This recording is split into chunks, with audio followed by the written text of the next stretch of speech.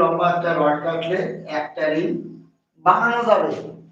এইবার এই কলমে আমার কয়টা রিং লাগবে? এই কলমে 3 মিটার হাইট কলমে কয়টা রিং লাগবে? রিং এর স্পেসিং কত আছে?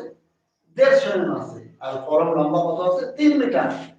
কলম লম্বা 3 মিটার ভাগ কলমের একটা রিং থেকে একটা রিং এর ডিসটেন্স 6 ইঞ্চি বা 150 mm। এখানে 150 করে দেব। 150 mm থেকে মিটারে দেব 0.15 মিটার হয়ে গেল। এটি ভাগ করে দেব। এখন ভাগ করব। 3 মিটার ভাগ 0.15 20 নাম্বার 20 নাম্বারস রিং লাগবে। এই 3 মিটার হাইটে কয়টি রিং? 20 নাম্বার রিং লাগবে। বুঝতে পারলেন বন্ধুরা? আপনারা কি কমেন্ট করেন।